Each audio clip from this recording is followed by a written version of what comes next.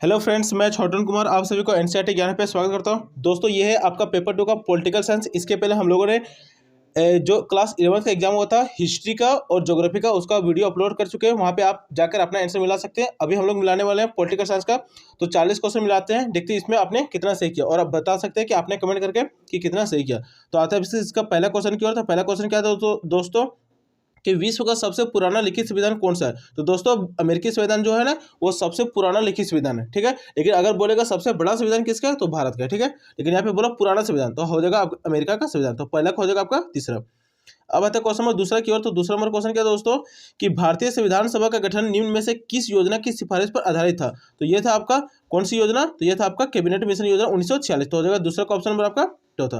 अब आते हैं question number next, question number तीसरा की ओर। तो क्वेश्चन नंबर तीसरा क्या दोस्तों कि न्यायालय के किस महत्वपूर्ण निर्णय में कहा गया कि हमारे मौलिक अधिकारों में कोई कटौती नहीं की जा सकती। तो ये किया गया आपका गोलकनाथ केस वाला में, ठीक है। तो हो जाएगा आपका तीसरा का ऑप्शन नंबर तीसरा।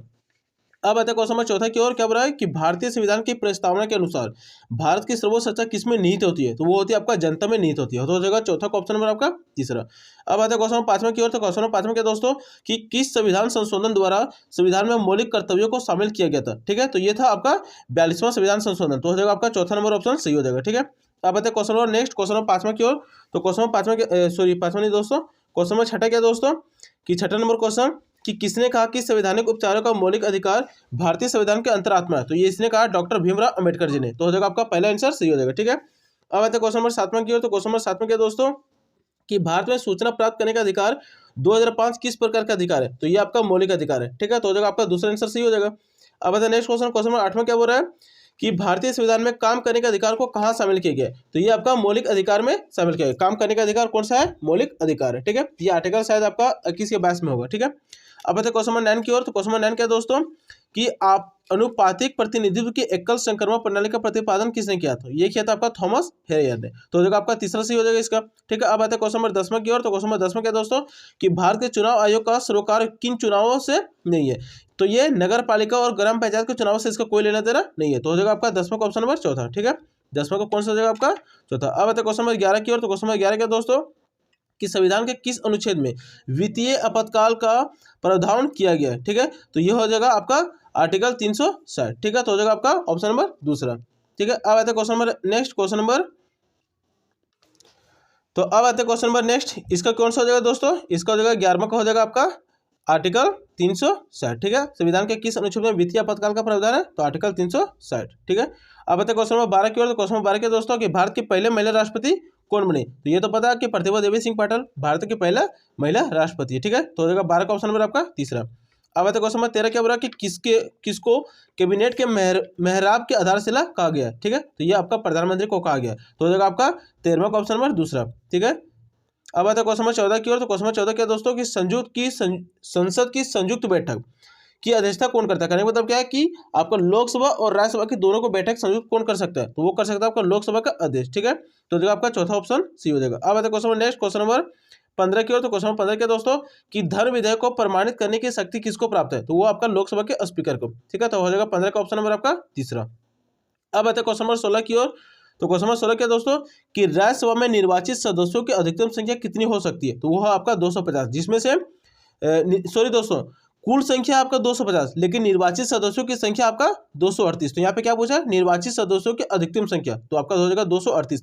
लेकिन बोलेगा कुल सदस्यों की संख्या राज्यसभा में, तो 250, ठीक है। और 250 में 12 सदस्य राष्ट्रपति के द्वारा मनोनीत किया जाता है। तो इस तरह से आपका चौथा आंसर हो जाएगा, ना कि तीसरा, ठीक है, ध्यान रखिएगा। अब आता है नेक्स्ट क्वेश्चन, क्वेश्चन नंबर 17 की ओर। तो क्वेश्चन नंबर 17 के दोस्तों कि कानून के शासन का विचार किसने दिया था, तो ये दिया था एवी डायसी ने, ठीक है। अब आता है क्वेश्चन नंबर 18 की ओर। तो क्वेश्चन नंबर 18 के दोस्तों कि इस समय भारत में कुल कितने न्यायालय हैं, ठीक है। तो भारत में अभी टोटल आपका 25 न्यायालय। तो हो जाएगा आपका ऑप्शन पहला सही हो जाएगा, ठीक है। अब आता है क्वेश्चन नंबर 19 की ओर। तो क्वेश्चन नंबर 19 क्या दोस्तों कि भारतीय संघात्मक व्यवस्था में अवशिष्ट शक्ति किसके पास है, तो संसद के पास अवशिष्ट शक्ति है। तो हो जाएगा 19 का ऑप्शन नंबर आपका तीसरा। अब आता है क्वेश्चन नंबर 20 की ओर।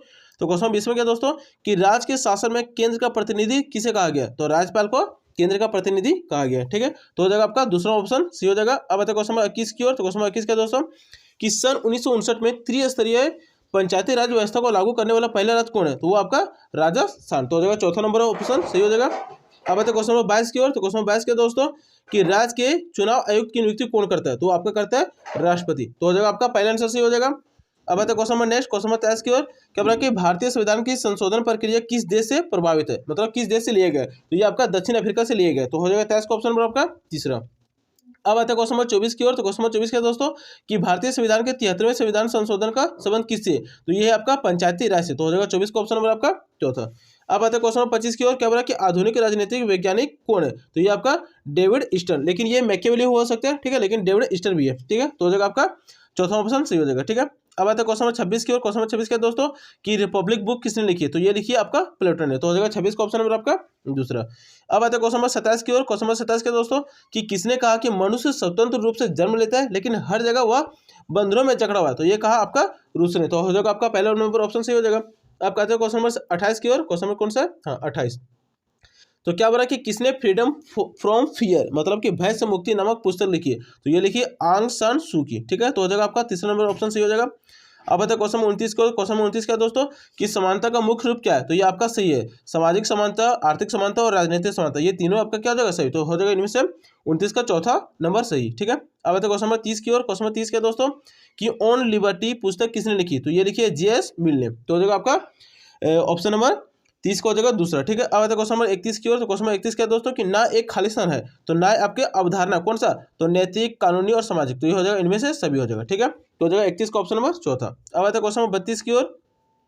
क्या बोला कि सच बोलना और कर्ज की अदायगी ही न्याय है, किसने कहा, ये कहा आपका सेफलस ने। तो हो जाएगा 32 का ऑप्शन नंबर आपका दूसरा। अब आता है क्वेश्चन नंबर 33 क्या बोल रहा है कि संघ और संगठन बनाने का अधिकार किस प्रकार का अधिकार है, तो ये आपका नागरिक अधिकार। तो हो जाएगा 33 का ऑप्शन नंबर आपका चौथा, ठीक है।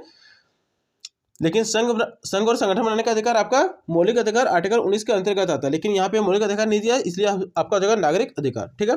अब आता है क्वेश्चन नंबर 34 क्या बोल रहा है दोस्तों कि काम का अधिकार किस प्रकार का अधिकार है, तो ये आपका मौलिक अधिकार, ये क्वेश्चन पहले भी दिया हुआ था, ठीक है। तो हो जाएगा आपका चौथा नंबर ऑप्शन सी हो जाएगा। अब आता है क्वेश्चन नंबर 35 क्या बोल रहा है कि भारत में नागरिकता कानून कब पारित किया गया था, तो ये किया था आपको 1955 में। तो हो जाएगा आपका 35 का ऑप्शन नंबर तीसरा।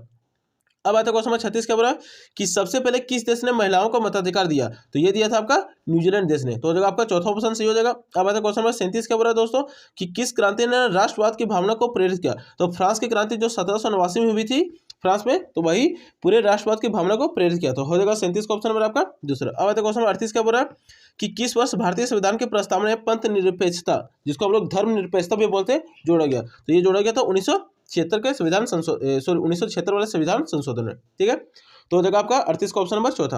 अब आता है क्वेश्चन नंबर 39 क्या बोल रहा है दोस्तों कि सविनय अवज्ञा का नारा किसने दिया था, तो ये दिया था आपका महात्मा गांधी जी ने। तो हो जाएगा 39 का ऑप्शन नंबर आपका दूसरा।